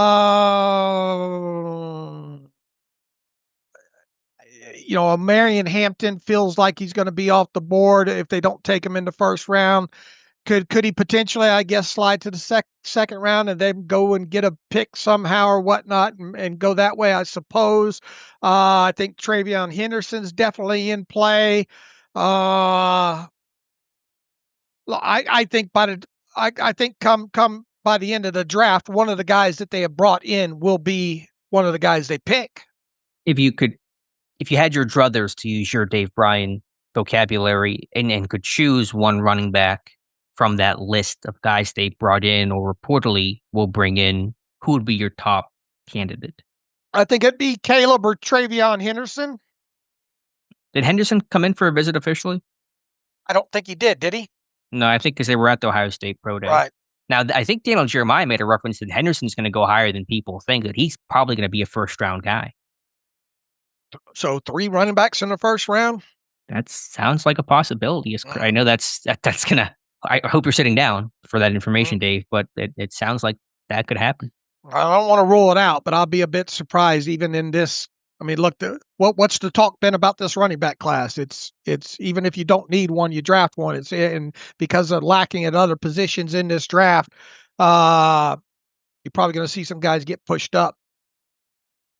Right, and it's a good running back class. The talent, I think, warrants it, and I think there is going to be some trickle-down success of what Barkley did for the Eagles and Derrick Henry did with the Ravens, and even Josh Jacobs to the Packers. Now, those were veteran free agent signings, and draft picks are different, but people can see the value of what a running back can do as that topper for an offense. On Caleb Johnson, to stick on him, since you mentioned him as kind of one of your guys you're really looking at, just went through his tape. This isn't as comprehensive as if I was writing the official report on him. That's been up on the site for a while now, but just some of the notes I had on Caleb Johnson, I'll read them off here. A good size, carries the weight well, good feet for his size, combines patience and vision, has some quickness to pick and hit the hole, can run through arm tackles in open grass, good receiver, reliable hands. Some negatives, ducks his head in pass pro too often, aims too low, a lot of cut blocks on tape, probably top, but not going to work too well at the NFL level. Lacking that extreme burst. He's got some kind of second level burst, but the lack of long speed, ran in the 4.5s at the combine. He played a lot more finesse than his profile would suggest. He's a big guy. What is he, 6'1", 220 something? There is some power to run through those arm tackles, but he wasn't a real punisher, bruiser, push the pile kind of a guy. So it's a bit of a different play style compared to how you might expect him to play getting off the bus. I was trying to find a comp on him. I'm probably McFadden. You think he's Darren McFadden? A little bit. I don't think the long speed. McFadden was a super explosive guy. I mean, what did McFadden run at the combine way back when? It's a blast from the past. Like 4.3 something. Didn't McFadden go crazy? Let me see if I can pull that out. Yeah, 4.33. I mean, I don't know. I mean, maybe feel free to disagree. I mean, there are certainly some explosive plays on tape. I don't know where Johnson fell into that 10 plus, 20 plus range on that study that we did a while back, but I don't know if Johnson is at that McFadden big play level. I talk about him in a McFadden light because McFadden was such a better kind of outside zone runner, you know. Okay. I think that's the high point with Caleb is those toss plays and the outside zone and working more zone scheme. Outside. Yeah, that's fair. That's a good point. I think there was a better perimeter run tape on Caleb Johnson. Again, that's kind of almost a little different than what you would expect based on the profile. Not necessarily bad, just different. My comp, it felt a little James Conner light, but I think Conner was a more powerful running back at his best. I landed on a Joe Mixon type of back was kind of my comp. to Caleb Johnson. I just pulled up the explosive stats that we talked about earlier in the offseason here. Believe it or not, he had 508 career attempts, had 32 runs of 20 plus yards or greater, 6.3 percentage when it comes to that. And if you want, if you want some comparisons here, just in 20 plus yard percentage college career alone, Ashton Jeanty had a 5.6%. So he had a greater percentage of his runs go 20 yards or more than Jeanty did. Now, probably the average yards per explosive play are probably going to lean more into Ashton Jeanty's favor. As far as 10-yard plus runs or greater, Ashton Jeanty had 124 for a 16.5%, whereas Caleb Johnson had 65 for a 12.8%. So just on down to down, who's going to give you the better, probably 10 plus yard production? That obviously would be Jeanty. Right. And he's a guy that obviously is going to be the number one running back drafted for a reason. I pulled up the article I wrote based off the data, and of the 20 plus yard run rate leaders, Johnson tied for third. It was RJ Harvey first, Rashard Smith from SMU second, and then it was Travion Henderson and Caleb Johnson tied for third at 6.3%.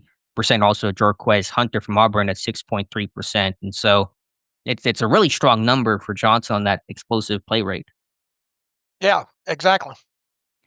It's a 1 year production though too. And so it's a little more limited body of work because he really wasn't the guy until this past season, but there is some good tape out there. Don't know if he's my number one choice, probably not, but can certainly see the appeal of whatever it's worth. Lance Zierlein compared him to Tyler Algier was his official comp, just to give you another additional name to throw out there. All right, if you if I told you can't have Jeanty or Marion Hampton, which is your ideal choice here?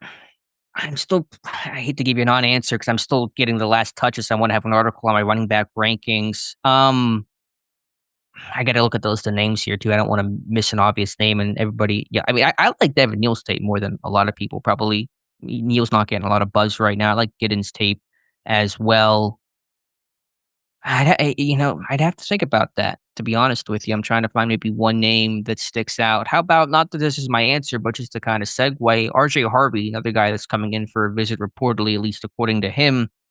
What do you think about RJ Harvey? Talk about the explosive play rate. He is your leader in 10 plus run rate and 20 plus run rate by a pretty wide margin, 21% of 10 plus runs, 7.4% of 20 plus. And so he is a big play machine who ran well and tested really impressively at the combine. I think he's also one of the older running backs in this class, kind of a la Najee Harris as well. Now, obviously different kind of build with him, but definitely a different explosive play factor as well too when it comes to him. I need to watch more on him overall, but yeah, he's obviously being brought in, and as you mentioned, explosive. Probably I don't know, late round 3, round 4 type guy. I could see it. I understand where you're coming from there, but he is a bit older.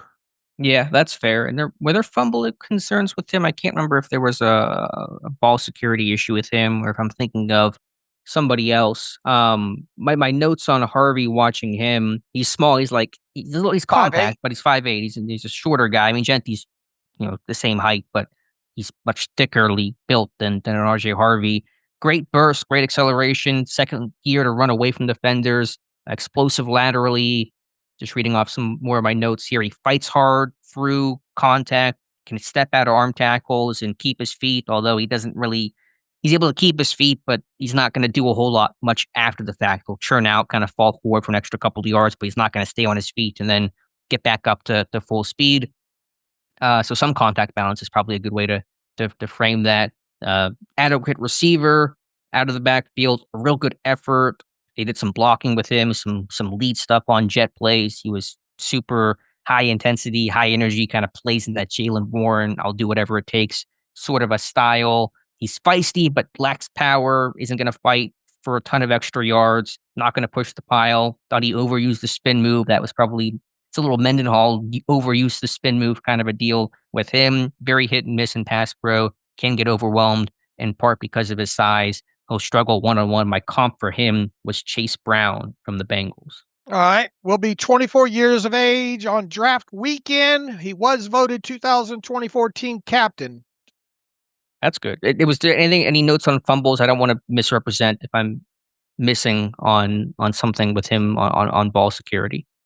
Do we have anything on maybe Dane Brugler's guide or anything? I can even just check his ESPN bio because they're pretty good about. Yeah, check that because I don't see anything on fumbles here. Looks like he had 3 in 2024 on 232 carries, about 252 total touches. He had 3 in 2023 on similar touches. And so it's probably, I know Clayton just did the study on Harvey and fumbles. I probably should have looked at that as well. It seems like it's just okay on ball security with RJ Harvey. Okay. What's his hand size? Got pretty decent size hands, 9-inch for a guy his size, 5'8". Yeah. So one of the many names to consider in those mid rounds for the Steelers. All right, Dave, anything else on running backs? Anything else draft wise that you wanted to get into today? No, he was a Senior Bowl guy as well, too. So that's notable. And a former quarterback. He threw a pass in that Senior Bowl. Played quarterback early on, I think in high school, and threw a couple passes in college. And so little fun gadget potential. Not that you're drafting Harvey for that, but just one note in his background. All right. That sounds good. Dave, shall we get anything else? No, I think we beat this up pretty good. All right, let's get to some emails and close out today's show. All right, James Cicinelli writes in, sometimes I think your Steelers Depot team is working harder and smarter than the Steelers are. In general, isn't it better to draft a quarterback in the first round than the second round because of the extra year of control? Is it possible that the Steelers are doing their full court press on quarterback information gathering to see what players look similar or different than the last time they did this with Pickett, Ritter, Willis, Corral class? Number 3, and they will use both data points if they don't take a quarterback this year in evaluating quarterbacks next year. All legitimate, good questions there. Start with the quarterback in the first round. In the second, other than the second round for the extra year of control. So his point is it's good to take the the quarterback in the first round because of the extra 5th-year option. Is that the point? Basically, he's asking in general, isn't it better to draft a quarterback in the first round than the second round because of an extra year of control? Look, if you don't have a first round grade on the guy, and you've got better players that you're passing that you would also have. I believe there is, I understand the theory of it, but you got to get that. You got to know that you're going to get that guy. Is that guy going to, is he a franchise guy? Yeah, no, the point is you shouldn't look at it through the prism of the 5th-round option on a quarterback. It should be, we love this quarterback. We believe he can be the future of our franchise, and so we're drafting him for that instead of the option. There is value, certainly, bottom first round in the 5th-year option. I get that. But when it comes to quarterback, it's about, is this the guy more so than contractually? And I just always find it curious when teams draft quarterbacks in the second round to say, hey, we love you. We didn't love you in the first round, but we love you in the second round. It's like, okay, what are you saying? Do you believe he's a franchise guy? If so, why did you not take him in the first round? Why'd you take him in the second round or the third round or whatever the case is? And so I've always kind of found that to be a little bit of a contradiction, unspoken one. But yeah, certainly in the first round to get that quarterback. That's why you'll see teams trade back into the first round to get the quarterback, get the 5th-year option, get some longer team control. That's all important. Or trade up in the third round and take a guy that you claim that you had a first round grade on. Who would do that, Dave? That's crazy talk. Never happened. All right. About the full court press on quarterback information gathering, comparing it to the Pickett class. Can you repeat the full question? He says, is it possible that the Steelers are doing their full court press on quarterback information gathering to see what players look similar or different than the last time they did this with Pickett class? Yes, it is possible. That's the whole keep the knife sharp mentality. But I think we're past the part of just due diligence of just trying to evaluate for the sake of evaluation in preparation for, say, making the big push in 2026. They still could draft in 2026 if they draft somebody in the third round this year. It's not going to prevent them from next year. But this is not just to me about evaluating the quarterback class. This is, we have serious interest. We are really considering taking one, and we're going to do all the homework we can to get to know this class. I agree. I agree with everything you said. Sim Football Critic writes in, it's been a while since I sent an email, but have been listening faithfully. Sorry if I missed this in a previous conversation, but what is the benefit of signing Rodgers post? What is the benefit of signing Rodgers post-draft? He says, I understand the narrative Rodgers wanting to see if the Steelers are going to draft a quarterback in the first round, but how does waiting benefit the team? Does it send the right message to the team? My concern is the effect this is already having on the locker room. So he's saying, look, do we know he's assuming that the Steelers might be waiting to sign Aaron Rodgers instead of Aaron Rodgers waiting to sign with the Steelers. We don't know that. Yeah, it's good to hear from you, Sim Football Critic. Appreciate you listening. I know it's been a long time listener and tweeter and YouTuber, but yeah, this is, to me, there is no benefit to Pittsburgh having to wait this thing out. It's not even a comp pick issue because Rodgers was cut, as we've talked about many times. That's been a misconception. That has nothing to do with the equation. Pittsburgh would love for Rodgers to sign today. They would love for Rodgers to sign 3 weeks ago. They are not in position to dictate those terms. And so to me, there was no benefit on Rodgers waiting. It only helps himself. Yeah, maybe he does want to wait to see what this team does in the draft for whatever reason. But that's been a talking point, and I get the thought, and people have compared it to, okay, look at Kirk Cousins last year. He signs, obviously, in March to a huge contract. They take Penix, eighth overall, and look at Kirk Cousins now. But it's like, okay, Pittsburgh drafts a quarterback in the first or second round. Is Rodgers just not going to sign? Is that the MO? Like, what is the logical conclusion to that thought of Rodgers is waiting on Pittsburgh to see what they do in the draft when it comes to quarterback? I'm not saying that that's the reason. No, I know. Just yeah, I mean, you make great points. I mean, either the options have dwindled, right? He's not going to Cleveland now either, right? with Flacco there. I think I don't know what the wait is. No, I don't. Period. I don't know what the holdup here is, and I don't believe that it's on the Steelers side. Yeah, I don't think for a second it's on Pittsburgh's side.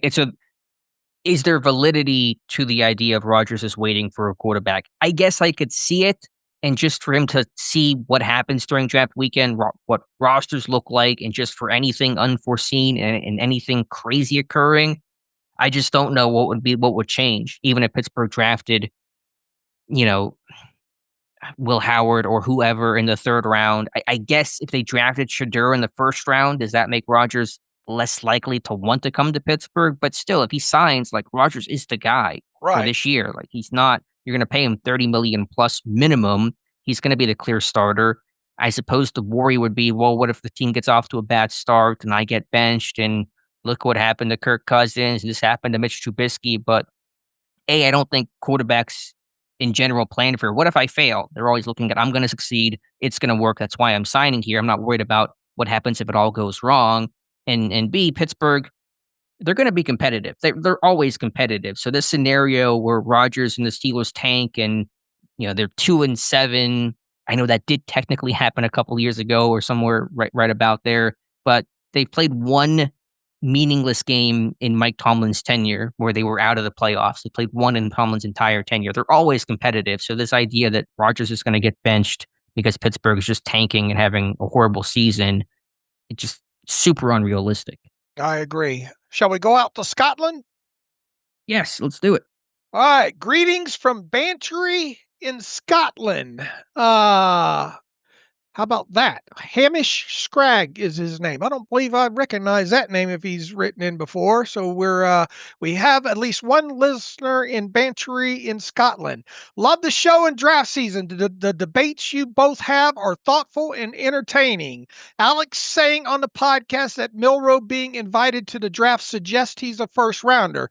Well, that's not just, I want to take some of this off of Alex here, but I mean, we both kind of agree that it's raising the eyebrows that Milroe, if indeed that he is invited and does attend, Based on history of them invites and all, you would think that they maybe think that he's a first rounder. Yeah, the NFL at least believes that. He says 2023, Will Levis, 2022, Malik Willis and Matt Corral. There's plenty examples of quarterbacks who attend the draft and slide out of the first. He says, thanks for the good work you both do. I can't wait for the annual competition and draft roundtable. Kind regards, Hamish. Hamish, thanks. I hope things are going well in Scotland. Yeah, no, I get it. I know specifically we mentioned Will Levis when we talked about that. So not everybody goes in the first round, but even if I grant you that, then okay, he's like a top 40 guy. I mean, yeah, I know Corral attended, and that was a big miss. I think the NFL is trying to work to rectify that, and they don't want to have those situations happen again. So even if you say, okay, Will Levis wasn't a first rounder, he went, what did he go? I guess 33rd overall, because that was the year that Pittsburgh had the 32nd pick, but it was the second round because of the forfeiture by Miami or whoever. Okay, well, Pittsburgh's still not going to get him in the third round, if it's Jalen Milroe. So let's assume if Milroe's invited, he's a top 40, top 50 selection. And so if Pittsburgh wants to get him, barring a trade, they're going to have to take him at 21. And it's the same equation. All right. That's my view of it. This one from Ron Reagan from South Pasadena, Florida. Affirming Alex's aphorism. What is an aphorism, Alex? You got one of them college degrees. They fixed my nose, not my brain here, Dave. Read the question while I frantically Google something. School me up of what a aphorism is. APHORISM. It's a pithy observation that contains a general truth, such as if it ain't broke, don't fix it. So what aphorism is he referring to? All right. During episode 117, Alex said, first round quarterback is the way to get out of Pittsburgh's purgatory. Again, no guarantees with that, but that is how Pittsburgh, if they hit on that prospect, will eventually be able to move forward. Quote unquote. As I mentioned in my draft picks email, he writes, I strongly endorse this approach. Until the Steelers hit, they should keep swinging. Every draft, first round quarterback. Just because Pickett didn't work out doesn't mean insert quarterback draft name here won't. All right. We sort of have hit on this before, and my take is even in this year's draft, if you think that at 21, let's say you don't move up, but if you're convinced at 21 that you love that guy, even if it's Dylan Gabriel, is Tony Judge, did Tony Dungy actually call Dylan Gabriel first round? He put him to Pittsburgh in the first round. He even admitted it was a shocking pick, but Dylan Gabriel, there you go. All right, whoever, I as I have stated, even if Dave and Alex don't like him or don't view him as, if you have conviction and you don't have a franchise quarterback and you think said guy can be a franchise quarterback, draft him in the first round. Yeah, it just comes down to conviction to me. If you love the guy, if you believe he can be the future of the franchise, then that's your guy. And that's why I'm a go big or go home first rounder. Because if you take a guy in the third round, you might like him, but you didn't obviously like him enough to believe he was the real true franchise guy. And yeah, you can sit there and say, well, he was viewed by the league as a lesser round pick. We could have gotten him later. We caught, all that kind of stuff. But if you love the guy, you love the guy. History of the NFL, the majority of situations, teams that are successful have first round quarterbacks. In Pittsburgh's situation, many of them have traded up for guys. I'll repeat it endlessly forever until everyone knows it by heart. Mahomes in Kansas City, Josh Allen in Buffalo, Lamar Jackson in Baltimore, all traded up to get their guy and were rewarded for their aggressiveness and taking that chance. No guarantees. Obviously, quarterbacks are a coin flip, but you really have no other choice. All right. The next email sort of plays along the similar topic here. We'll make this the final one from Nathan Casey. Dave and Alex, with all the talk about a weak quarterback draft and plenty of Steelers comp picks next year, consensus is the Steelers should hold off and use the capital to make a move next year. But what if Shedeur is a guy they really like this year and he slides to his lack of special traits plus the prime effect? Wouldn't it make sense to use a comp pick or two from next year to trade up this year if he is in range and snag him? He said it would be our normal picks, but not knowing we get comp picks to replace them. I don't know what I have to parse that out. A potential franchise quarterback in the teens or at 21 is still a franchise quarterback, and they basically would still have a normal draft complement if picks next year with a quarterback of the future. So in so many years, I mean, in so many words, he's kind of saying what we said. And look, here's the thing. I know everybody's talking about 2026 quarterback class, potentially the Manning kid, all these comp picks. Just go ahead and wait till next year. You use that. You throw the kitchen sink at it. Trade up. Go get the franchise guy. What do we, and we said this the other day, what do we really know about the 2026 quarterback class right now? So much can happen in a full season. Heck, Arch Manning might even decide not to come out. Can Does it make sense from an organizational standpoint to look that far ahead, even if this year's draft class is not overly appetizing, and bypass a guy that you have a first round grade on that you think could be a potential franchise quarterback in lieu of the unknown? Because you can't press the Madden button. You don't know, even though you've already started scouting the quarterback class next year. There's still so much unknown. From a kid could get hurt, a kid could just have a crappy season, someone might come out of nowhere. Mm-hmm. I mean, we saw Burrow in his final season. Heck, a year ago, I mean, were they really talking about Shedeur Sanders? Yeah, they probably were.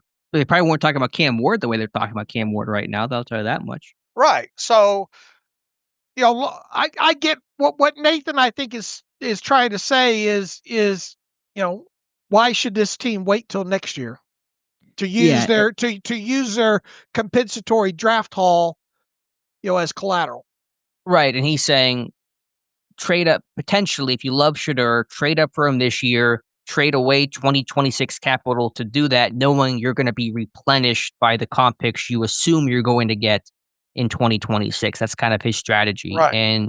And it just comes back to, if you love the guy, then yeah, you take him. If you love Shedeur Sanders, you aggressively pursue him. Those are my two. That's my whole theory of the case, is you identify the talent and you become convicted by the quarterback that you believe can take you to that next level, can make you a contender, can be your franchise quarterback for the next decade plus. And if you identify that guy, you aggressively pursue him. And you better hope you're right, but that's true of any draft pick. You got to jump into that pool at some point. So the question is just going to be about, do they love Shedeur Sanders? And I'll tease it for Monday when you and I hopefully discuss this more, because I watched a lot of Shedeur last night. I'm similar to where you are at currently, in the sense of there are things to like about Shedeur Sanders. The personality is not really my concern. His dad and the media stuff, that's not my concern. But when I watch Shedeur Sanders, I don't sit there and say, this is the guy. This is the guy that Pittsburgh has to go pursue. And if I don't get that feeling, I'm not banging the table to take the guy in the first round. All right.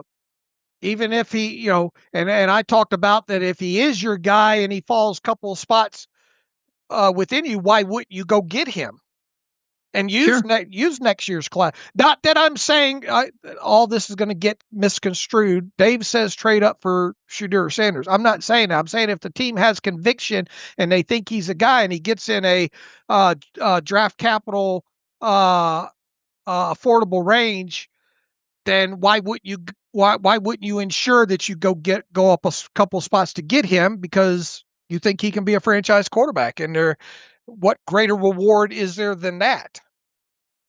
Just some breaking news here. I saw the Twitter headline. Dave Bryan says Pittsburgh should trade all the draft picks for Shedeur Sanders. So that Ricky Williams. Yeah. That news travels fast for sure. I get that. You scared me there. I know. I jumped right to Twitter real quick. I intentionally did that to tweak you a little bit there, and the listeners as well. I apologize. I'm breathing well, and I'm crazy. I've gone crazy with this newfound air in my lungs here, Dave. But yeah, when it comes to Sanders, I didn't sit there and say this is the guy. I didn't have that conviction to take him, even if he falls to 21. But we'll discuss it more for Monday. All right.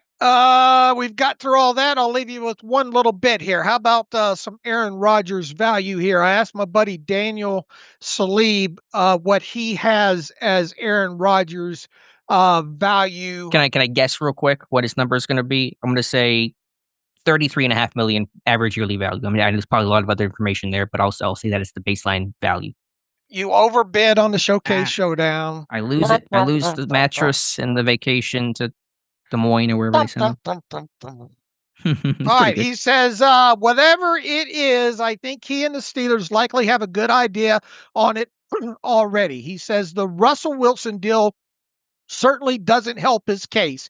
He says, I think Sam Darnold is the ceiling and he'll want to clear Justin Fields. Whether it's 1 year or 2 year won't matter because the second year likely won't be guaranteed anyways. He says, I could see something like a 1 year, $25 million or so with incentives that could push him past $30 million. He says the APY would be similar to the Brady deals in Tampa Bay. Okay, fair. And that's probably a good way to look at it. We've seen these incentive-heavy deals with Russell Wilson, apparently with Joe Flacco, to a smaller degree, but incentive-heavy deals for veteran quarterbacks. It would make sense if Rodgers was in the same vein. And we saw what the Steelers did with incentives with Mitch Trubisky a couple of years ago.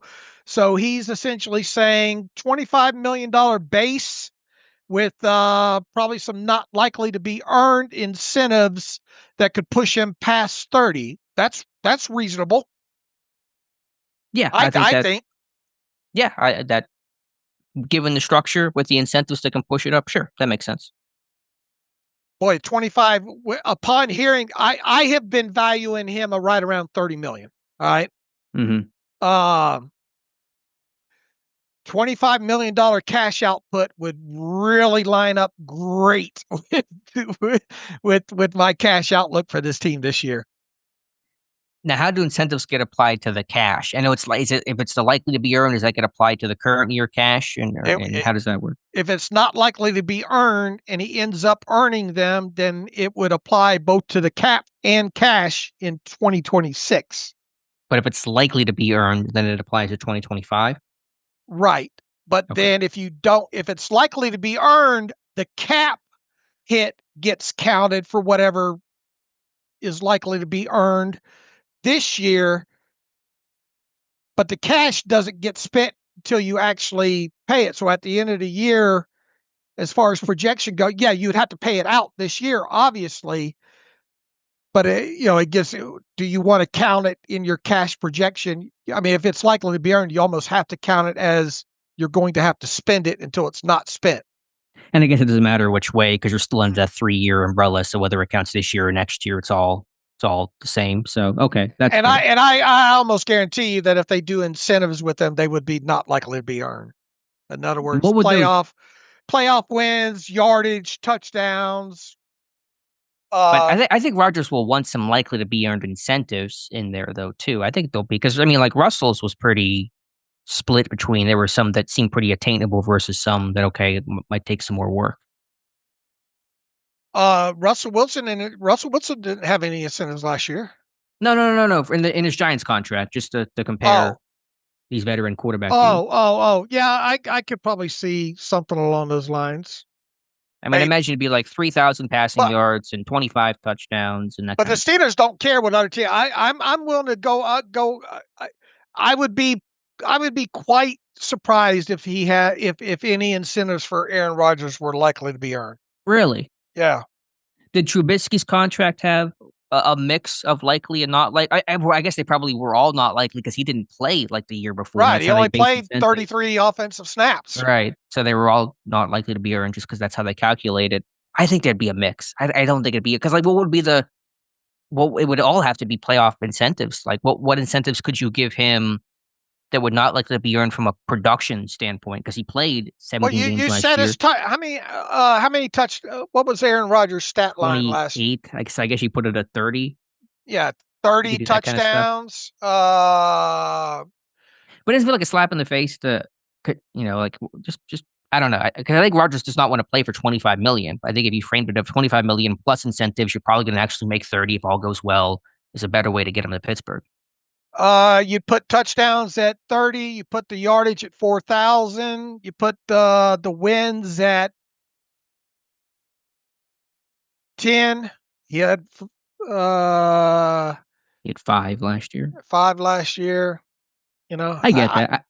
I would be they hate incentives, and if they do them with a quarterback, I just view them probably being not likely to be earned. Okay, I think it'd be a mix, but we're splitting hairs. Yeah. I mean, I think you would see them heavily around playoffs and playoff wins and Super Bowl and AFC Championship. A million if you make the playoff, or $1 million if you win a playoff game, $1 million if you make it to the AFC. If you win the AFC Championship game, $2 million if you win the Super Bowl. I mean, you could carve out. He didn't make the Pro Bowl last year, too, right? I don't believe so. Did he?